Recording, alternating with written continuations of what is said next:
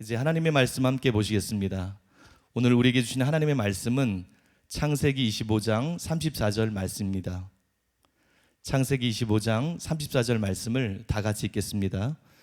야곱이 떡과 팥죽을 에서에게 주매 에서가 먹으며 마시고 일어나 갔으니 에서가 장자의 명분을 가볍게 여김이었더라. 아멘. 이제 부산 사랑하는 교회를 담당하고 계시는 이윤성 목사님께서 나오셔서 하늘에 기록된 장자들의 요건이라는 제목으로 말씀 선포해 주시겠습니다.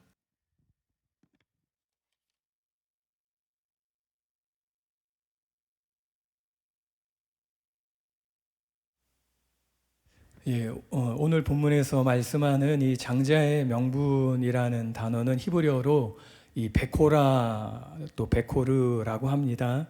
근데 그 뜻은 이 첫 열매, 초태생, 장자의 신분, 장자권이란 뜻이지요. 이 성경에 보시면은 첫 열매는 다 하나님의 것이다라고 말씀하셔요. 그래서 첫째, 처음 열매들은 하나님께 가져오라고 하십니다.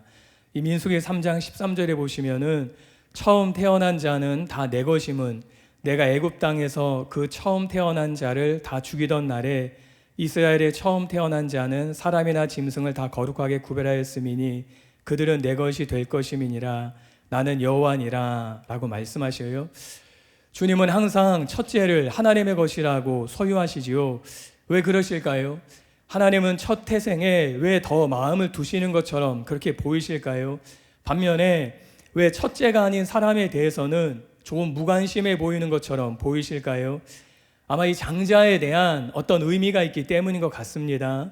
이 장자에는 하나님께서 특별히 가장 소중히 여기시는 이 대상이란 의미가 있지요. 이 히브리서 12장 23절에 보시면은 이런 말씀이 있습니다. 하늘에 기록된 장자들의 모임과 교회와 만민의 심판자이신 하나님과 및 온전하게 된 의인의 영들과. 왜 구속받은 사람들을 장자로 히브리서는 표현했습니까? 여기에는 학자들의 이 몇 가지 그 설명들이 있어요. 리처드 필립스라는 사람은 이 출애굽 6월절 때 어린 양의 피를 바른 가정들의 장자는 보호를 받고 그렇지 않은 가정의 장자들은 죽임을 당했지요. 마찬가지로 예수님의 십자가의 보혈로 구원받은 사람들이기 때문에 이걸 장자로 표현했다라고 말씀해요. 또 이 거슬이라는 학자는 기독교 교회에서는 모든 상속자들이 동일한 것을 받기 때문에 똑같은 토대 위에 있어서 장자라는 표현을 했다 그렇게 말해요. 또 이 조지 거슬이라는 사람은 여기서 이 장자는 하나님의 아들 곧 탁월한 장자이신 예수님과 함께 후사로 유업을 공유하는 사람을 의미하는 것으로 장자로 표현했다고 합니다. 마지막으로 이 아더 핑크라는 분은 몇 가지를 말씀했는데요. 한 가지만 소개드리면은 만물의 상속자로서 예수님과 같은 상속자가 된다는 것 때문에 그런 식으로 표현했다 그렇게 기록해요. 이것을 볼 때 이 히브리서에 하늘에 기록된 장자들의 모임이란 말은 구속받은 상속자들, 교회라고 볼 수 있습니다. 그리고 바로 저와 여러분이 이런 장자들로 부름받은 사람들이라는 것이에요. 우리는 이 세상에서 하늘의 유업을 받을 장자들로 살아가야 합니다. 그러면은 하늘의 유업을 받을 장자들이 되려면은 어떻게 해야 될까요? 이 장자권의 문제로 유명한 이 에서와 야곱의 이야기를 통해서 함께 살펴보고 기도하기 원합니다. 첫 번째로 하늘에 기록된 장자들의 요건은 중요한 것을 중요하게 여기는 것이에요. 오늘 본문에 보시면은 야곱이 떡과 팥죽을 에서에게 주매 에서가 먹으며 마시고 일어나 갔으니 에서가 장자의 명분을 가볍게 여김이었더라 라고 말씀합니다. 여기서 이 팥죽은 렌탈콩을 의미하는데 야곱이 렌탈콩을 가지고 죽을 쓴 것이에요.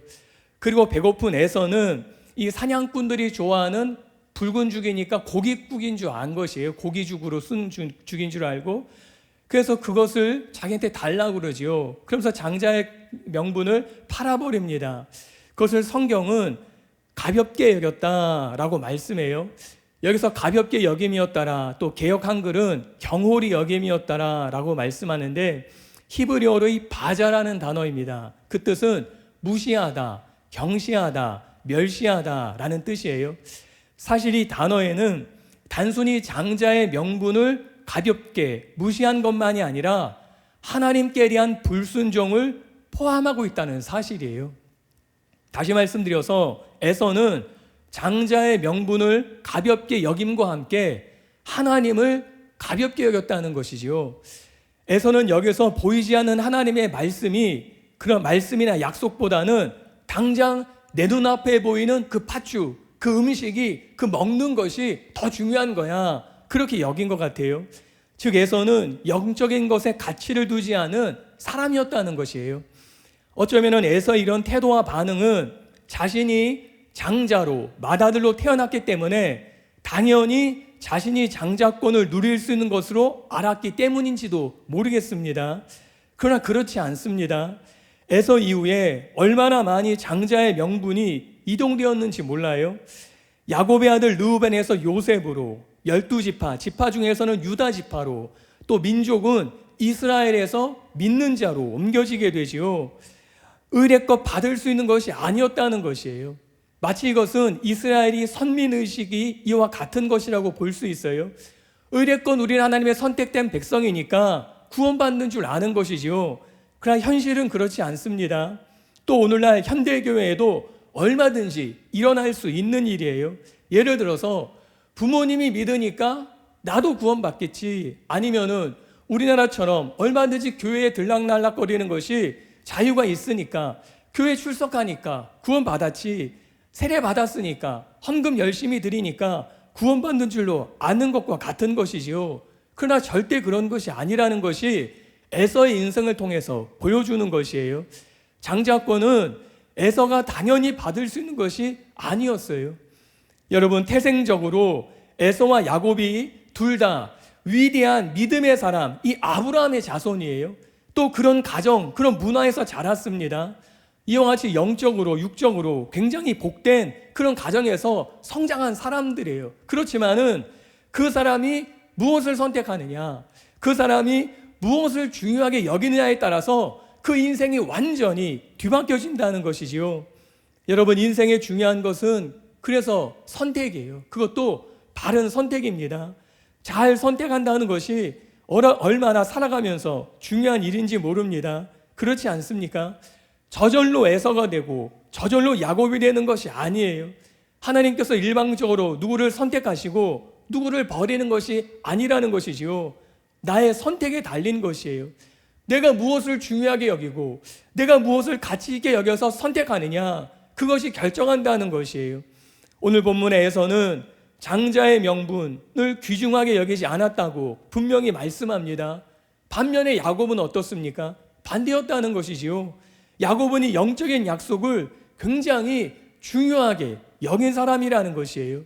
두 사람이 중요하게 여기는 것이 달랐습니다. 그리고 그 결과도 다르게 된 것이에요. 그렇다면은 도대체 이 에서가 경홀히 여긴 장자의 명분이라는 것은 무엇입니까? 장자의 명분은 가깝게는 아시는 것처럼 부모의 유산을 다른 형제들보다 2배를 받는 거예요. 만약에 형제가 셋이 있다, 그러면 아버지의 유산을 4인분으로 나누는 거예요. 그래서 하나씩 3인분, 3형제 나눠주고 1인분이 남으면은 그것을 장자에게 주는 것이지요. 그러니까 다른 형제들보다 언제나 2배의 몫을 갖는 것이지요. 이게 장자의 명분으로 볼 수 있습니다. 그런데 또한 이 장자의 명분에는 이 아브라함에게 주어진 하나님의 복과 영광이 어느 정도 있다는 것이에요. 아브라함과 이삭을 볼 때 이 약속은 사실 아무것도 아니에요. 문서로 남겨준 것도 아니고 현대적으로 공증을 받은 것도 아니고 아무것도 없어요. 그냥 말뿐이에요. 그냥 말. 다시 말씀드려서 말씀밖에 없다는 것이에요.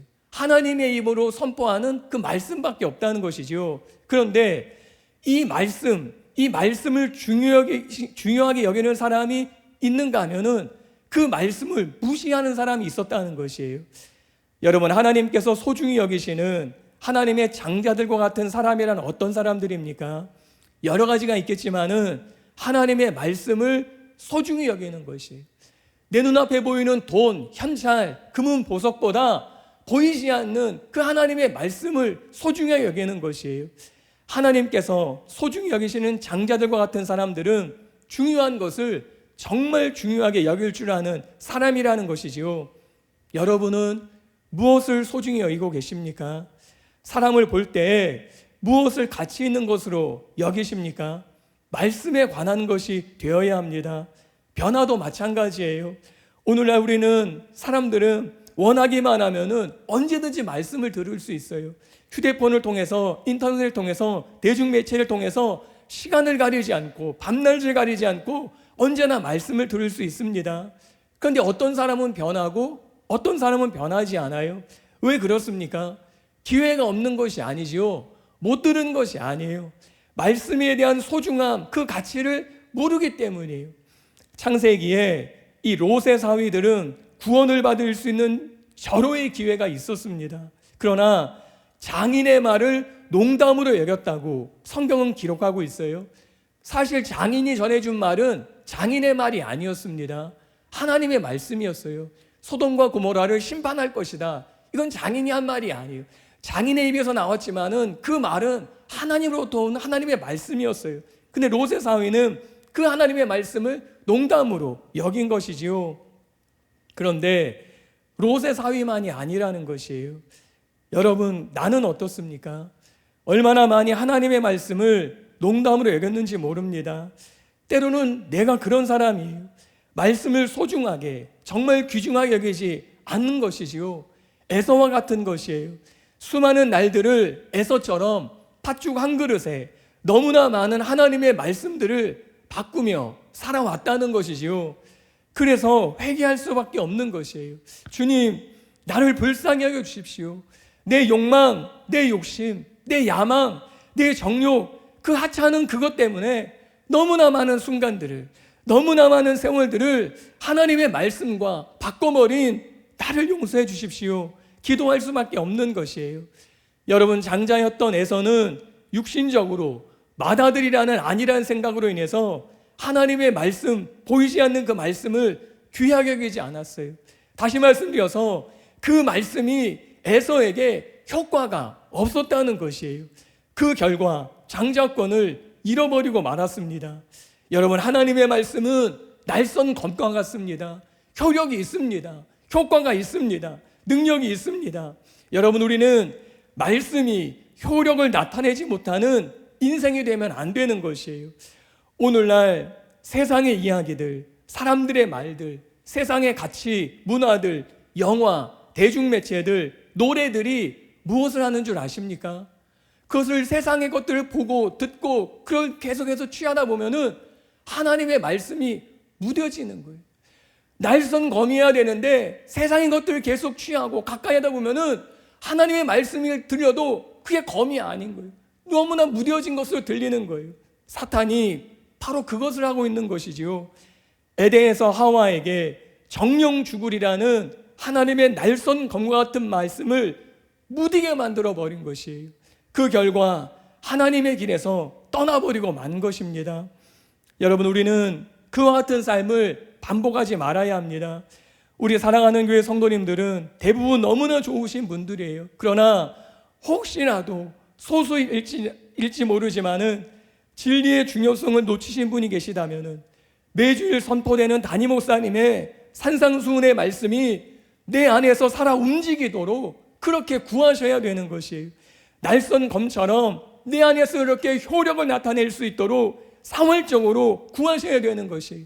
말씀이 씨앗이 되어 심겨져 열매를 맺도록 그렇게 우리는 애를 써야 되는 것이지요. 에서처럼 살지 않기로 결단해야 되는 것이에요. 교회를 출석하니까, 기도하니까 의례껏 되겠지, 그렇게 생각하지 말고 정말 내가 중요한 것을 중요하게 여기고 있는가? 정말 그런 사람으로 내가 점점 변화되고 있는가? 그냥 듣기만 하지 그래서 끝나는 것은 아닌가? 우리 자신을 돌아봐야 된다는 것이에요. 두 번째, 하늘에 기록된 장자들의 요건은 내 안에 있는 에서의 기질을 버리는 것입니다. 신약 히브리서에 보시면은 이 구약의 창세기에 나온 에서의 삶에 대해서 이렇게 말씀하는 구절이 있습니다. 히브리서 12장 15절로 16절이에요. 너희는 하나님의 은혜에 이르지 못하는 자가 없도록 하고 또 쓴뿌리가 나서 괴롭게 하여 많은 사람이 이로 말미암아 더럽게 되지 않게 하며 음행하는 자와 혹 한 그릇 음식을 위하여 장자의 명분을 판 에서와 같이 망령된 자가 없도록 살피라. 이 히브리서는 유대교로 다시 기독교인인데 신자였는데 다시 유대교로 돌아가려는 그런 사람들에게 경고를 준 말씀이잖아요. 그 좋은 것을 버리고 다시 돌아가려는 그런 사람들에게 주는 말씀이에요. 근데 이 본문 오늘 제가 읽은 이 구절에 보시면은 세 가지를 없도록 하라. 개역 한글에서는 세 가지를 두려워하라. 그렇게 반복합니다. 여기서 16절만 에서에게 해당되는 말씀으로 볼 수 있습니다. 그러나 15절에 나온 두 가지의 모습을 에서에서도 볼 수 있기 때문에 이 세 가지 모두를 에서에게 해당하는 것으로도 볼 수 있다고 생각합니다. 여러분, 우리는 이 말씀을 통해서 혹시 나에게 이런 에서와 같은 모습은 없는지 돌아봐야 돼요. 그리고 이런 모습이 내 삶에 남아있지 않도록 없애버리기로 결단해야 되는 것이지요.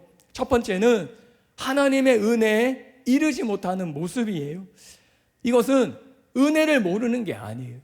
은혜가 뭔지 압니다. 은혜가 얼마나 중요한지도 알고 은혜가 무엇을 의미한지도 알아요. 그런 분위기, 그런 가정에서 성장했습니다. 예를 들어서 현대로 모태신앙일 수 있어요. 교회 생활에 익숙할 수 있어요. 기도도 하고 예배도 할 수 있습니다. 심지어는 목사일 수도 있습니다. 그런데 결정적으로 그 은혜에 이르지 못하는 것이, 그 은혜에 도달하지 못하는 것이, 다 알면서 도달하지 못한다는 것이지요. 에서가 그랬다는 것이에요. 여기서 은혜는 예수님의 십자가에서 나타난 하나님의 은혜로 볼 수 있습니다. 아니면은 하나님의 궁극적인 구원, 안식이라도 볼 수 있어요. 이 하나님의 은혜에 이르지 못하는 일이 없도록 하라라는 것이에요. 그렇다면은 무엇이 은혜를 알면서 그 은혜에 이르지 못하게 합니까? 뻔히 알면서 왜 거기에 도달하지 못하게 합니까?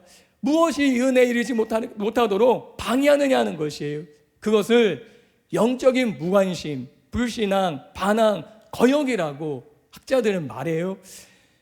세상에 취해서 영적인 일에 주의를 기르지 않음으로 말미암아 그 은혜에 도달하지 못했다는 것이에요.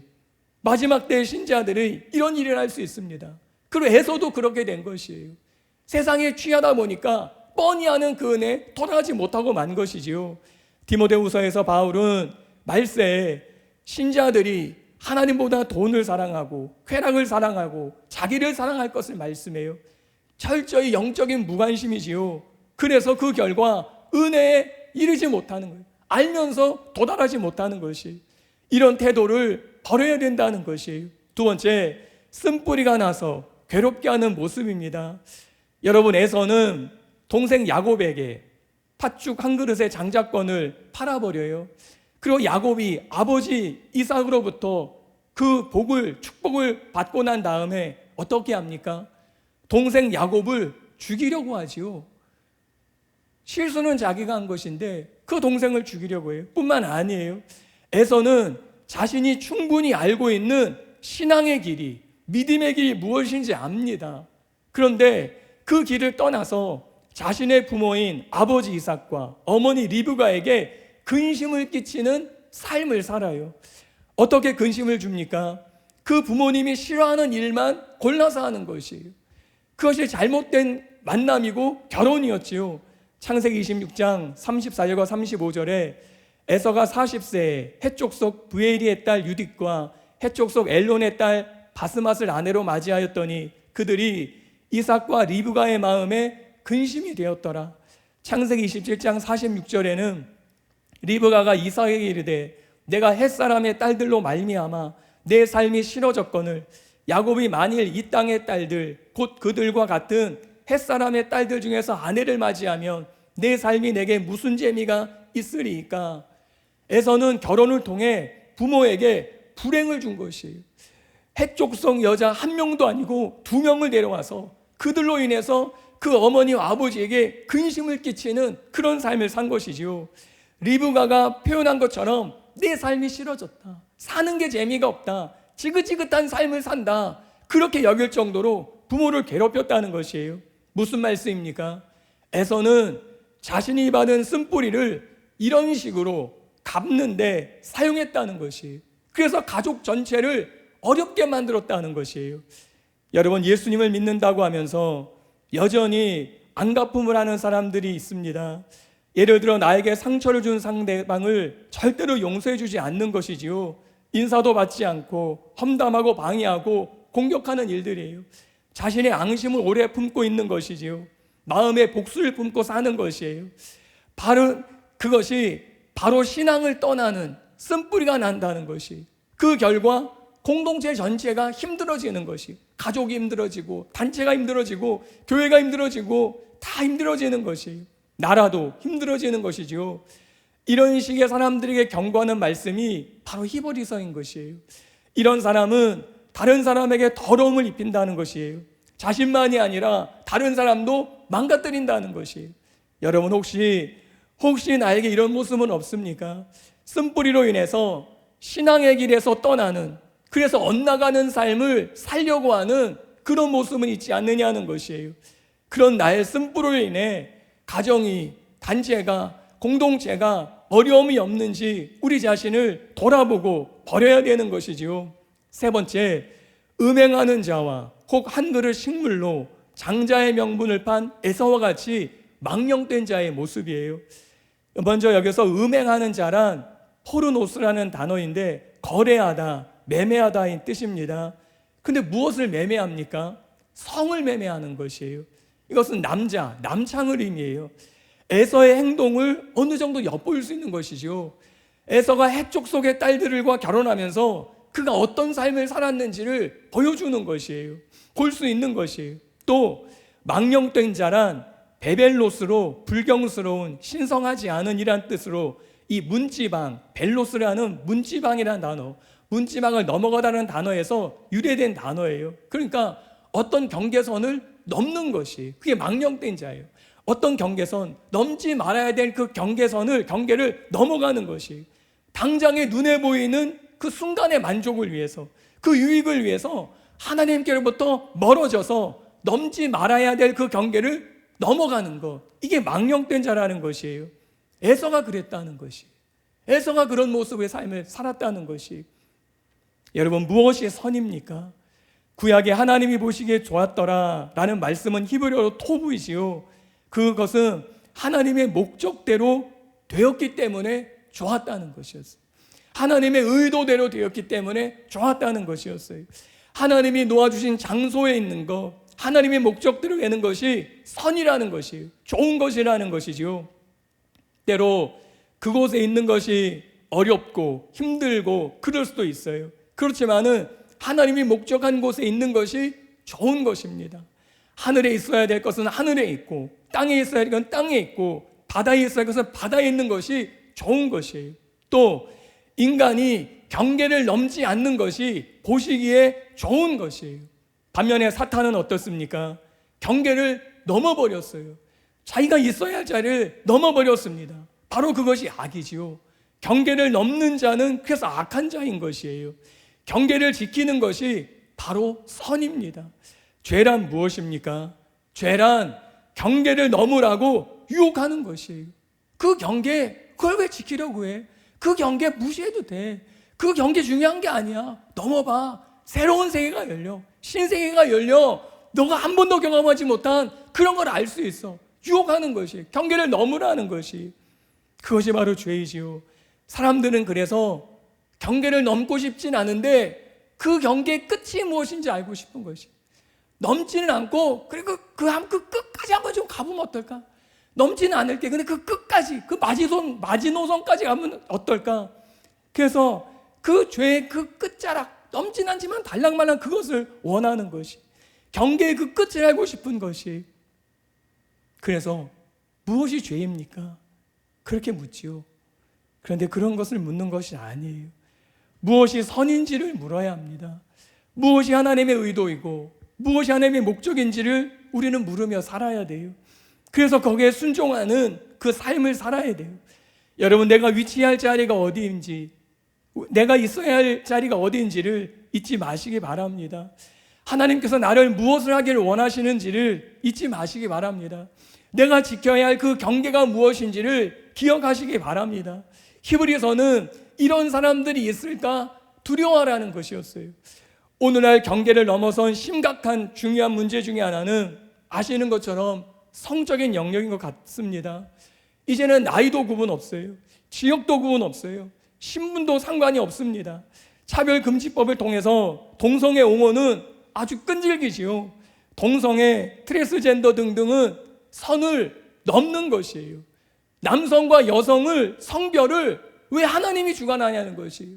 내가 주관하겠다는 것이에요. 내가 남자가 될지 내가 여자가 될지는 내가 판단하겠다는 것이에요. 내가 결정하겠다는 것이에요. 완전히 경계를 넘는 것이죠.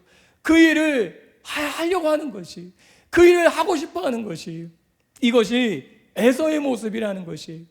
여러분, 교회를 다니고 기도하고 말씀을 들어도 혹시 이런 모습, 하나님 이런 모습이 있다면은 하나님께서 소중히 여기시는 장자들이 되기를 원하지 않는 사람이에요. 얼마든지 종교적인 분위기에 있지만은, 얼마든지 기독교 문화에 있지만은 은혜를 은혜되지 못하게 하는, 그 은혜에 이르지 못하는 은혜에 무관심한 삶을 사는 사람이라면, 신앙의 길에 떠나서 바른 길이 무엇인지 알면서 떠나서 쓴뿌리에 사로잡힌 사람이라면, 또 넘지 말아야 할 경계를 넘어서는 사람들이라면 에서와 같은 사람인 것이. 기독교 문화에 있지만은, 교회에 있지만은 그런 에서와 같은 사람들이라는 것이. 이런 사람들은 아무렇게나 삽니다. 그 결과 그 인생이 망가지는 것이.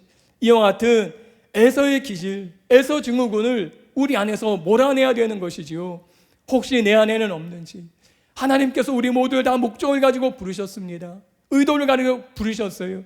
내가 그 안에 있는지를 살펴야 되는 것이에요. 담임 목사님께서 산상수훈을 통해 말씀해 주시는 그런 산상수훈의 사람들, 소금과 빛의 사람들이 바로 그것이지요. 그 목적대로 그 역할을 감당하는 것이 하나님께서 보시기에 좋았더라는 삶이라는 것이에요. 여러분, 이 세상에는 많은 인생이 있습니다. 여러 종류의 인생이 있어요. 정말 길 가다 보면은 많은 사람들이 다니지요. 부산에서 올라오는데 그 밤에도 많은 사람이 있더라고요. 사람들이 곳곳에 있더라고요.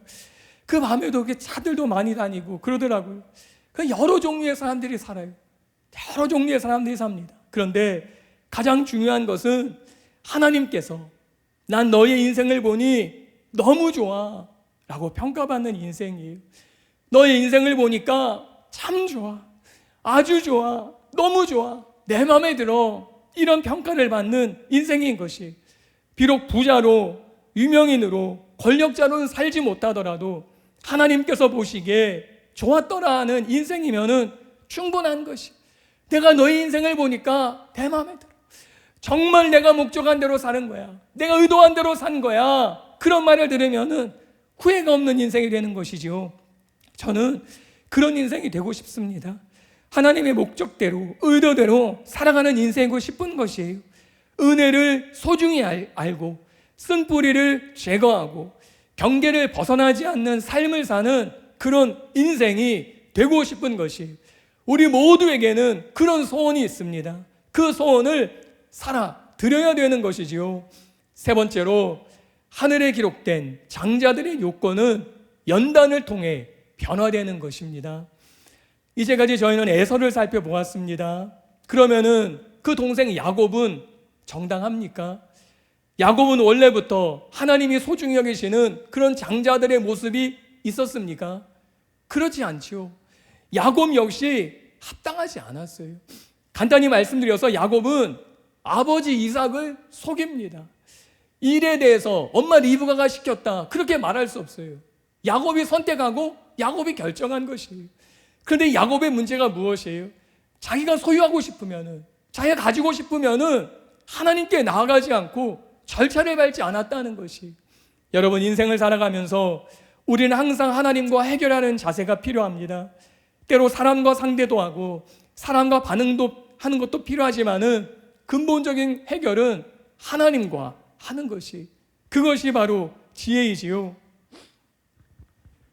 예를 들어서 출애굽한 이스라엘은 부족할 때마다 항상 모세를 원망했어요. 지도자를 원망했어요. 심지어 날마다 만나가 내리고 있는데 모세가 시내산에 올라가서 보이지 않자 모세가 없다고 금송아지를 만듭니다. 그런데 반면에 그럴 때마다 모세는 하나님께 나아가지요. 비록 모세도 실수가 있었지만은 모세는 하나님 앞에 무릎을 꿇는 사람이었어요.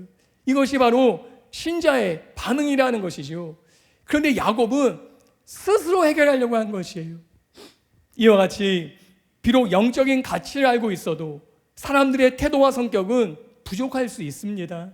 야곱에게 이런 모습이 있었어요. 아시는 것처럼 야곱은 발꿈치를 잡다, 발꿈치를 걸었다라는 그의 이름의 뜻입니다. 야곱에게는 이런 삶의 태도가 있었어요.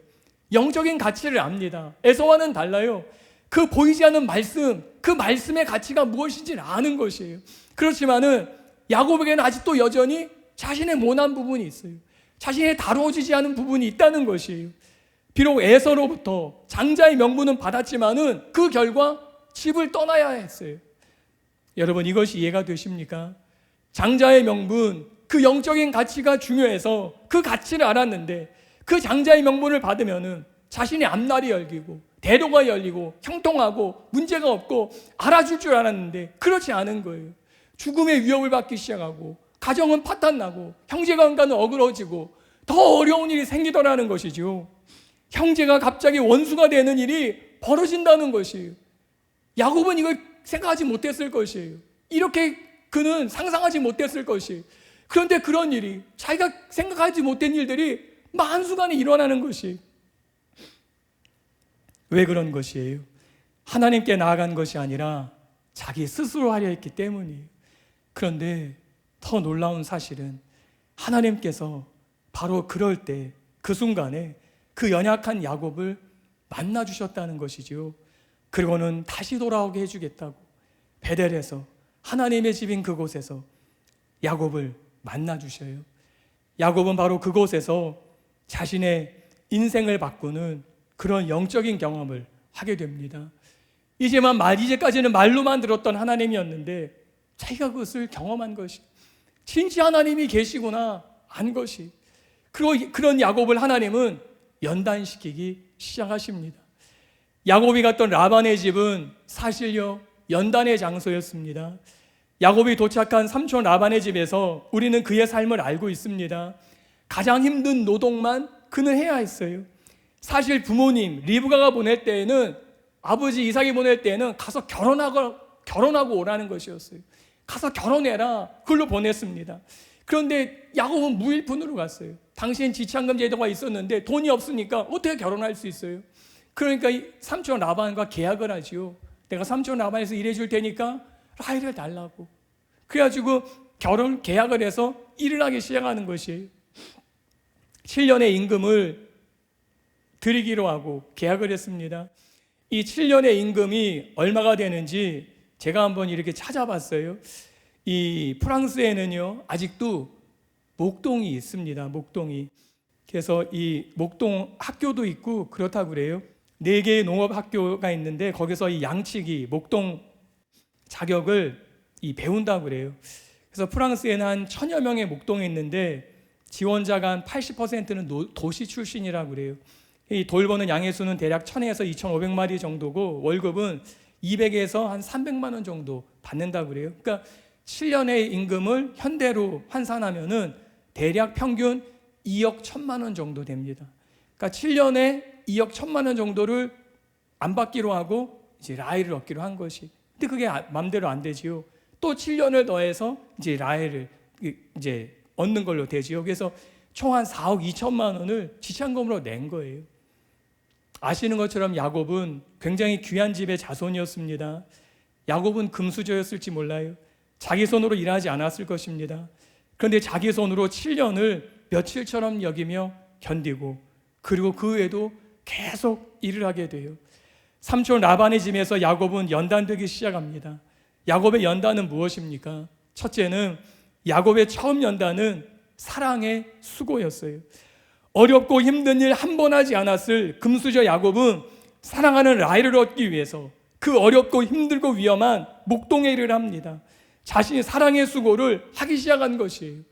여러분, 우리가 영적인 영역을 소중하게 여겨서 결단하면은 즉시 그런 사람이 되면 좋은데 그렇지 않아요. 야곱의 삶이 그래요. 그 영적인 가치를 알았는데 즉시 그 사람이 되는 것이 아니에요. 우리도 마찬가지예요. 하나님, 내가 하나님의 사람 될게요. 목사 되고 선교사 되고 봉사자 되고 사역자 될게요. 주님의 신부 될게요. 영적인 군사 될게요. 그렇게 고백해요. 그런데 그게 즉시되면 좋은데, 그 고백이 진심이기 때문에, 그 고백이 사실이기 때문에 그 고백과 함께 즉시되면 좋은데 그게 안 된다는 것이, 그 소원은 갖고 그 고백은 하고 그걸 열망을 하지만은 그렇게 되지 않는다는 것이, 목사라는 타이틀은 가질 수 있어도, 선교사나 사역자라는 타이틀을 얻을 수 있어도 그렇게 되지 않는다는 것이, 하나님은 그렇게 고백한 사람, 그렇게 열망하는 사람, 영적인 가치를 아는 사람들을 하나님은 연단하신다는 것이에요. 얼마든지 우리 주위에 이런 사람들이 있지 않습니까? 그 영적인 가치가 너무 귀중하기 때문에 집회 때, 수련회 때 예배를 통해서 결심하고 결단하고 자신의 젊음을 드리기로 헌신하는데 즉시 그런 사람이 되지 않는 모습들을 우리는 얼마든지 볼 수 있어요. 아니, 예수님을 영접하는 순간 고난을 겪는 사람들도 있습니다. 목회와 선교지를 다 버리고 떠났는데 거기서 연단을 맞는 것이에요. 그런 일들이 얼마든지 있어요.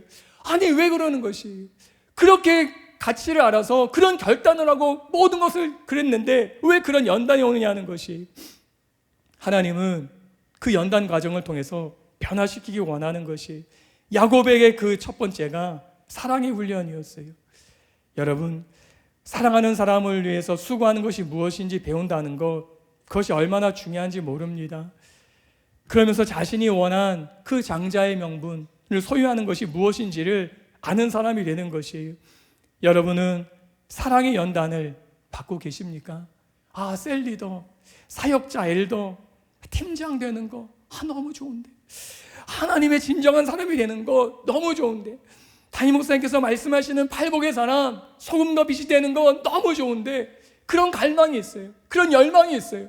그런 사람에게 하나님은 사랑의 훈련을 시켜요. 셀을 통해서, 팀을 통해서, 사역을 통해서 하나님은 첫 번째 사랑의 훈련을 시켜요.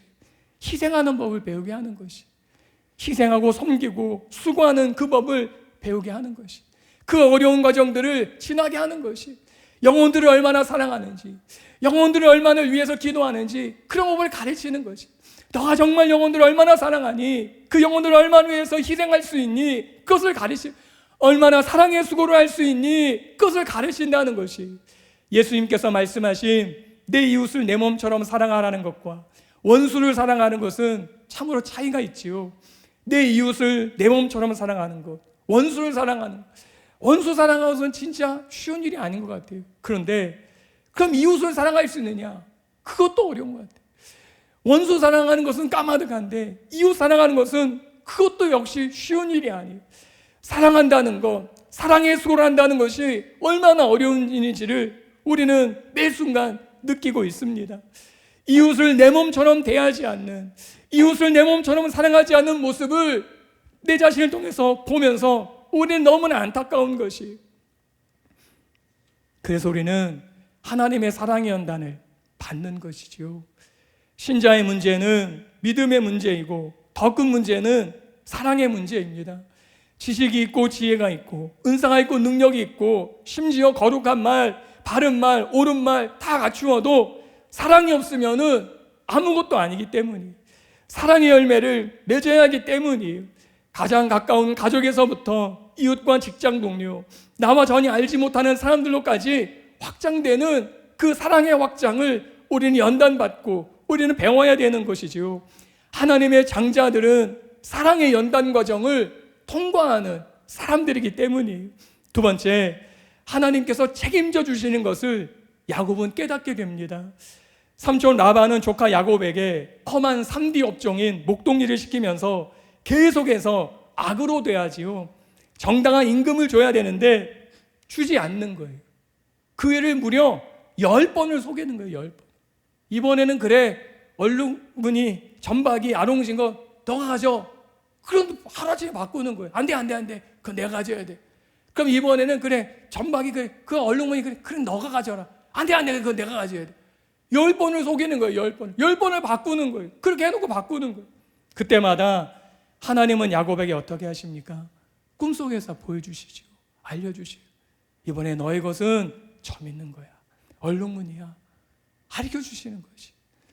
그러면서 야곱은 물가에다가 그런 조치들을 취하지요. 그러면서 야곱은 자신의 몫을 받게 된 것이에요. 무슨 말씀입니까? 삼촌 라반이 야곱에게 악으로 대하지만은 하나님께서는 그 악을 선으로 바꾸어 주셨어요. 야곱이 그렇게 고백해요. 하나님이 나로 재산을 얻게 해주셨다. 이것이 장자의 명분을 가진 사람의 모습입니다. 훗날 요셉의 삶도 비슷합니다. 여러분, 야곱의 12아들 가운데 요셉이 장자의 명분을 얻어요. 육신적인 장자는 르우벤이었습니다. 근데 요셉이 얻게 되지요. 하나님은 요셉에게 사랑의 연단을 가르치셔요. 그리고 하나님께서는 요셉에게 친히 책임지는 삶이 무엇인지 깨닫게 해주십니다. 요셉의 삶에 악을 선으로 바꿔주시며 하나님이 책임져 주시는 것이 무엇인지를 보여주셔요. 신약의 예수님의 삶도 마찬가지지 않습니까? 악을 선으로 바꾸시는 그 하나님이시지요. 그리고 우리의 삶도 마찬가지라는 것이, 영적인 가치를 소중히 여겨서 하나님의 소중한 백성들로 살기 원하여 믿은 저와 여러분에게 하나님은 악을 선으로 바꾸어 주십니다. 나 힘으로는 도저히 할 수 없는 그런 상황 속에서 하나님께서는 친히 책임져 주시고 공급해 주신다는 것이, 우린 이런 것들을 우리의 삶 속에서 경험할 수 있는 것이죠. 사랑의 연단을 받고, 그리고 오늘 하나님께서 책임져 주시는 그런 삶을 깨닫게 해주시는 것이, 우리의 삶에 개입하셔서 악을 선으로 갚아주시는 것이 무엇인지를 보여주시고 알게 해주시는 것이에요. 내가 열심히 일해서 먹고 사는 줄 알았는데, 내가 수고해서 내가 사는 줄 알았는데 그것이 아니었다는 것을 알려주시는 것이, 그리고 하나님께서 보이지 않는 것으로 갚아주시는 것이지요. 담임 목사님께서 언젠가 주일 때 설교하시면서 그러셨어요.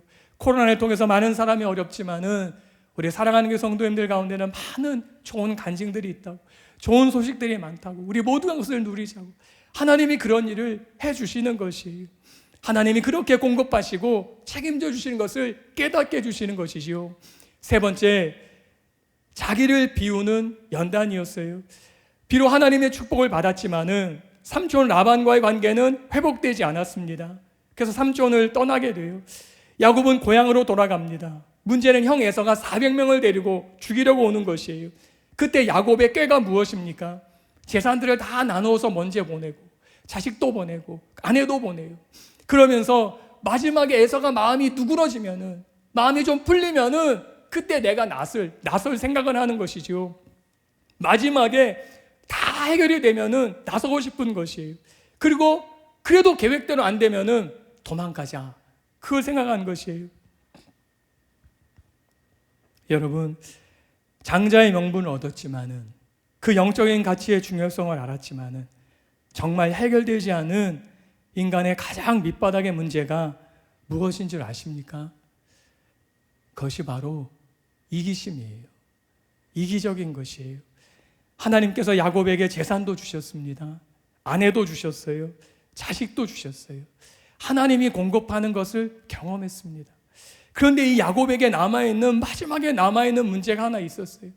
에서가 찾아올 때 자기는 살겠다고, 나 하나는 살아야 되겠다고 야복강에서 지켜보며 혼자 기다리고 있었다는 것이, 마지막까지 그 상황이 다 정리될 때까지 절대로 나서지 않는 것이, 자신은 바뀌지 않고 다른 사람들이 다 바꿔놓으면 나오겠다는 것이, 스스로 대가를 지불하려고 하지 않는 모습이, 마지막에 남은 것은 이런 이기적인 모습이었다는 것이죠.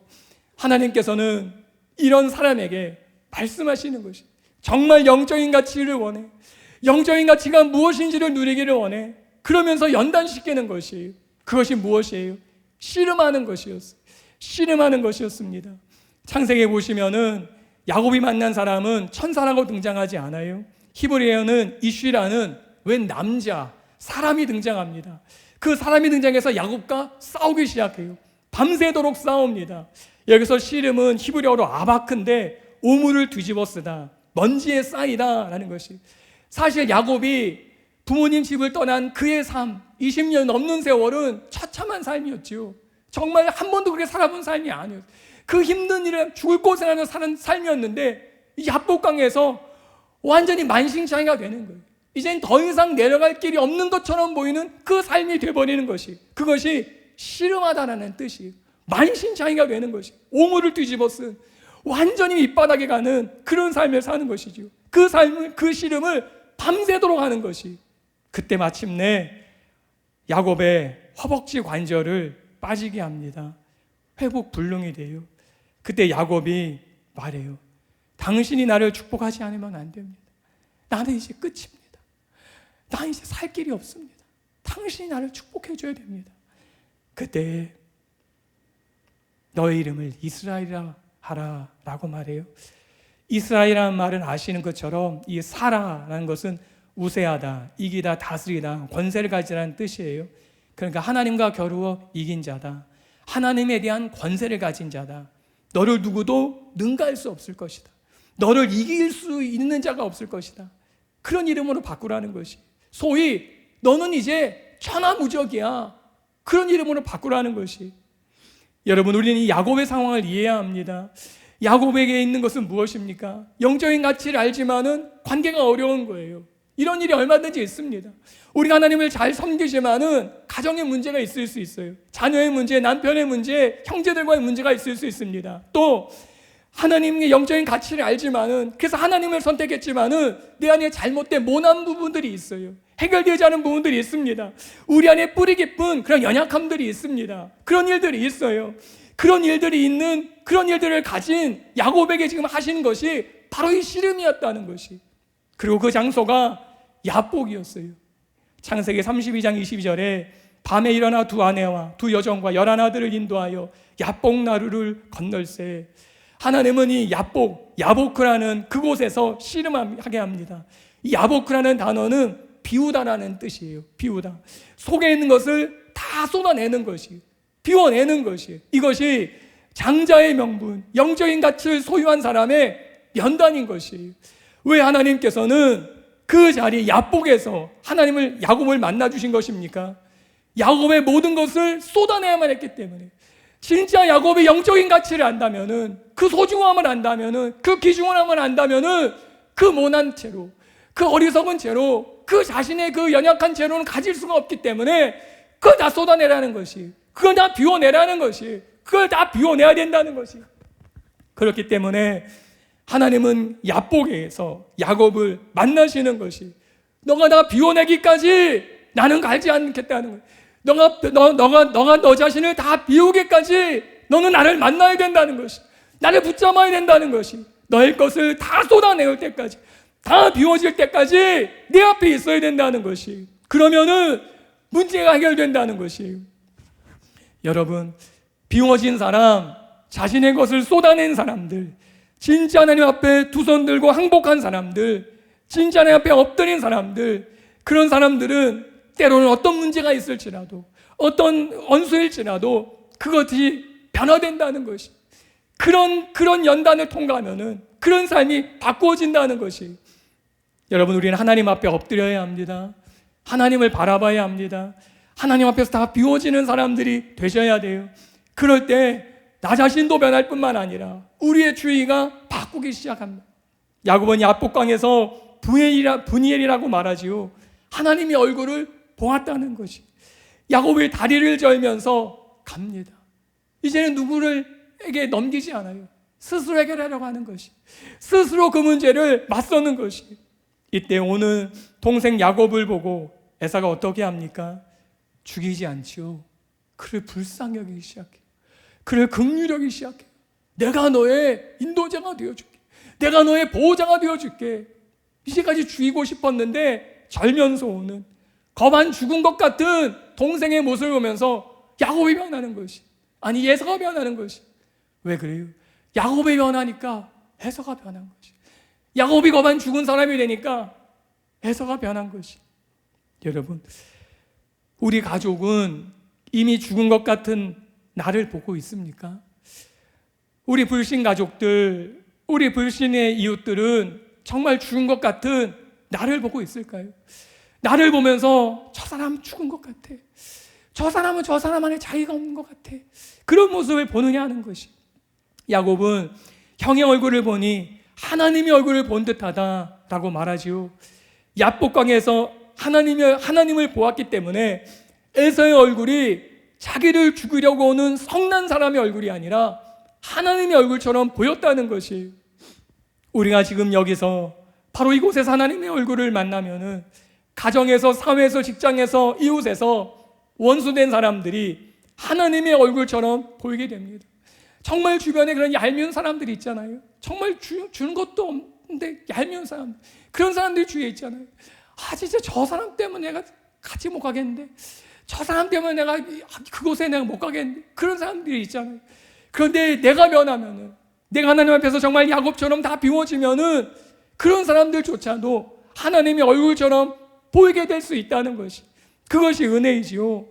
진짜 하나님 앞에서 항복한 사람은 어떤 문제도 해결할 수 있는 것이, 하나님 앞에서 정말 죽은 사람, 다 비워낸 사람은 어떤 두려운 문제도 맞설 수 있는 것이, 중요한 것은 내가 하나님 앞에서 비워지는 삶, 죽는 삶, 항복하는 삶을 사는 것이에요. 여러분, 성경에 경배하다라는 단어는 종이 되는 것이에요. 항복하는 것입니다. 죽는 것이에요. 하나님은 영적인 가치, 장자의 명분 얻은 사람에게 요구하시는 것이 있는 것 같습니다. 그것은 하나님 앞에서 항복하는 삶이에요. 하나님 앞에서 십자가에 못 박는 삶이에요. 여러분, 하나님 앞에서 항복되셨습니까? 우리 사랑하는 교회 대부분의 성도님들은 그렇게 되시고 그런 길을 걸어가실 거예요. 그런 사람들에게 하나님은 하나님의 나라를 유업으로 주십니다. 하나님은 하나님의 장자들에게 하나님의 나라를 주고 싶은 것이, 그것을 방해하는 대상들을 심판하시는 것이, 출애굽기 4장 22절로 23절에 너는 바로에게 이르기를 여호와의 말씀에 이스라엘은 내 아들 내 장자라, 내가 내게 이르기를 내 아들을 보내주어 나를 섬기게 하라 하여도 내가 보내주기를 거절하니 내가 내 아들 내 장자를 죽이리라 하셨다 하라 하시니라. 하나님께서는 이스라엘을 장자로 삼으셨습니다. 예수님께서 맏아들이시기 때문에 예수님에게만 사용되는 표현인 것 같지만은 구약시대 때는 이스라엘 백성들에게 장자라고 말씀하셨어요. 그리고 그 장자에게 하나님 나라를 주기를 원하십니다. 그런데 애굽이 그것을 방해하지요. 바로가 그것을 방해해요. 그러자 하나님께서 어떻게 하십니까? 심판하셔요. 이와 같이 때로 하나님 나라가 임하는 것을 방해하면은 하나님이 심판하셔요. 신약의 사도행전에서도 마찬가지지 않습니까? 하나님 나라가 임하는 것을 방해하는 헤롯 왕은 벌레 먹어 죽지요. 아나니아와 삽비라도 하나님의 생명을 거두어 가셔요. 하나님 나라가 임하는 것이 이처럼 소중한 것이에요. 주기도문에서 우리나라에 주기도문에서 말씀해 주신 것처럼 하나님의 나라가 이 땅 가운데 임하기를 우리는 그래서 기도해야 되는 것이, 담임 목사님께서 요한계시록 설교하시면서 말씀하실 때 하나님의 심판은 신자들의 기도의 결과라고 말씀하셨어요. 제가 그 말씀에서 너무나 충격이었어요.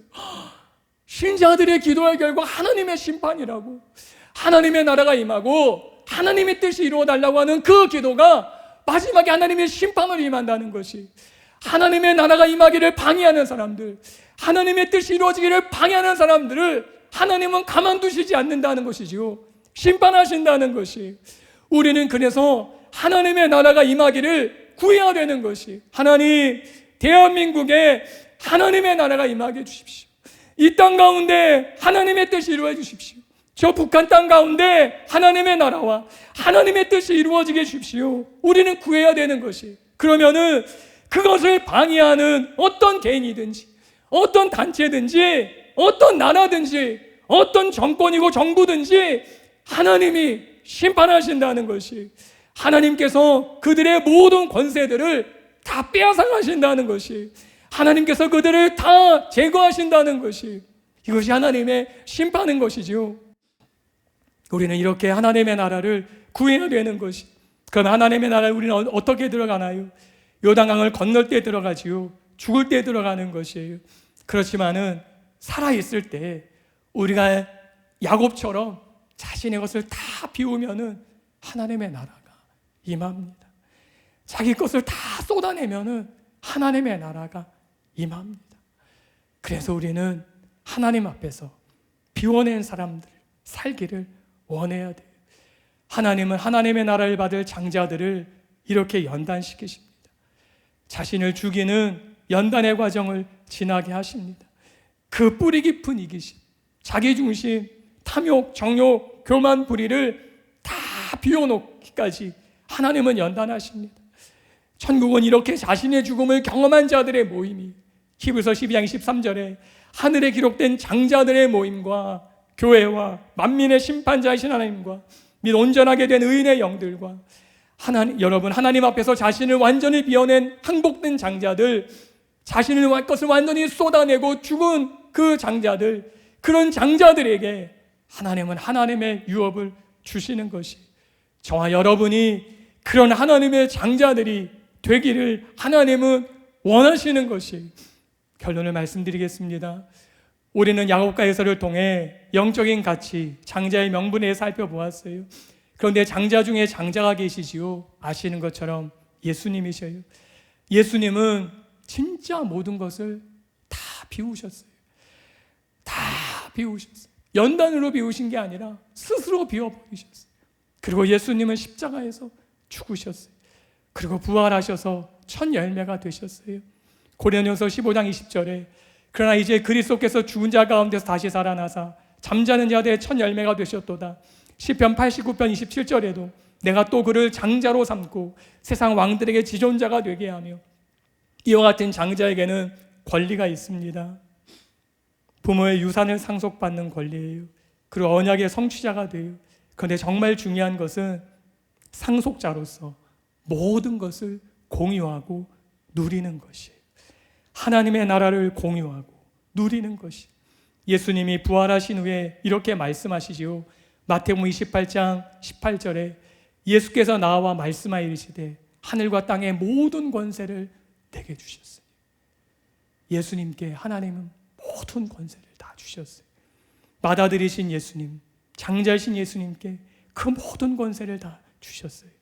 골로새 1장 18절에도 그는 몸인 교회의 머리시라. 그가 근본이시여 죽은 자들 가운데서 먼저 나신 이시니 이는 친히 만물의 으뜸이 되려 하시며, 으뜸, 우두머리, 권세를 가진 분이 되셨어요. 죽음과 부활을 통해서 예수님은 만물을 소유할 권세를 가지셨지요. 그런데 놀라운 사실은 예수님께서는 우리가 예수님처럼 살아가기 원하신다는 것이에요. 요한복음 14장 12절에 진실로 진실로 너에게 이르노니 나를 믿는 자는 내가 하는 일을 그도 할 것이요 또한 그보다 큰 일도 하리니 이는 내가 아버지께로 감이니라. 이것이 우리를 향한 하나님의 꿈입니다. 여러분, 얼마나 하나님의 꿈이 엄청난지 몰라요? 우리가 얼마나 큰 꿈을 꾸든지 우리를 향한 하나님의 꿈을 우리는 따라갈 수 없습니다. 예수님처럼 살게 하시려는 우리를 향하신 하나님의 그 꿈을 우리는 한순간도 잊으시면 안 되는 것이, 이것이 성경 곳곳에 기록된 하나님의 마음이기 때문에, 왜 에서 같은 기질을 버리게 하시는지, 왜 야곱처럼 연단을 시키시는지, 그것은 그때는 어렵고 괴롭지만은 그런 것이 아니에요. 하나님의 꿈을 우리를 향해서 우리가 상상할 수 없기 때문에 그런 것이. 여러분, 하나님은 우리가 야곱이 아니라 이스라엘이 되기를 원하십니다. 야곱처럼 연약하고 이기적이고 자기가 하려고 하는 그런 나를 이스라엘이 되게 하시는 것이에요. 야곱 같은 사람일지라도 영적인 가치를 알게 되면은, 그 영적인 가치를 붙잡고 놓지 않으면은 하나님이 그렇게 만드신다는 것이. 우리가 그 영적인 가치를 선택하고 붙들고 놓지 않으면은 하나님이 그 야곱을 이스라엘로 그렇게 바꿔주신다는 것이. 이스라엘, 하나님과 겨루 이긴 자들이 되게 하신다는 것이. 하나님에 대한 권세를 가진 자가 되게 하신다는 것이. 너를 이길 자가 없을 것이다. 너를 능가할 자가 없을 것이다. 너가 전화무적이 될 것이야. 하나님은 그렇게 말씀해 주신다는 것이. 여러분, 이것이 이 땅을 살아가는 신자들의, 저와 여러분의 모습이라는 것이죠. 하나님 우리를 향해서 말씀하셔요. 너가 이스라엘이야. 너를 이길 자가 없어. 너를 능가할 자가 없어. 너는 하나님과 겨루 이긴 자야. 너가 전화무적이야. 이런 하나님의 장자들이 이 땅에서 부르짖을 때 하나님은 이 땅을 고치시는 것이에요. 하나님의 소중한 영적인 가치를 가진 자들이 하나님께 항복하며 하나님께 매달리면은 하나님이 이 나라를 살리신다는 것이. 그것이 다 아시는 역대하 7장 14절의 말씀이지요. 우리는 이런 기도하는 자들이 되어야 되는 것이에요. 저와 여러분이 그런 사람이 되는 것이에요. 내가 야복에서 강에서 하나님 앞에서 내 자신 안에 있는 그 마지막까지 붙들고 있는 영적인 경험을 하고 축복을 받고 많은 것들을 체험해도 놓지 못하는 그 이기적인 마음, 나만 생각하는 마음을 내가 쏟아놓기 시작하면은, 나만 생각하는 그 마음을 내가 버리기 시작하면은 하나님이 그런 일을 할 수 있는 사람으로 바꿔주신다는 것이, 그런 사람들 하나님이 변화시켜 주신다는 것이, 그래서 세상이 이길 수 없는 사람들, 세상이 감당할 수 없는 그 사람들이 되게 해주신다는 것이, 여러분 지금 저와 여러분이 그런 사람들로 변화가는 시기입니다. 아니 이미 그런 사람들이신데 더 그런 사람들로 변화되는 시기. 지금은 담임 목사님께서 선포하시는 산상수훈의 말씀을 통해 우리는 하나님께 더 가까이 나아가야 될 때입니다. 하나님 앞에 더 비워지고 더 항복되고 더 깨끗해져야 될 때, 하나님 내 안에 남은 그 이기심, 내가 보지 못하는 그 이기심 다 비워지게 해주십시오. 다 꺼내놓게 해주십시오. 다 쏟아놓게 해주십시오. 그래서 진짜 하나님이 말씀하시는 그 산상수훈의 사람들 되게 해주십시오. 진짜 영적인 이스라엘 되게 해주십시오. 하나님 보시기에 너를 능가할 자가 없을 거야. 세상이 능가할 수 없을 거야. 원수의 문을 이기는 그 교회가 될 거야. 그런 음성을 듣는 사람들 되게 해주십시오. 그런 갈망이 담임 목사의 말씀을 통해서 우리 안에 새겨지는 그런 시간들이 다 되시기를 예수님의 이름으로 축복합니다. 우리 함께 기도드리겠습니다. 당신을 다시 바라봅니다.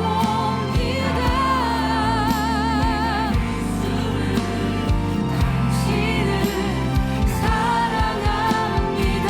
갚을 수 없는 아버지께 인도하시네. 내가 예수를 다시 한번 내가 예수를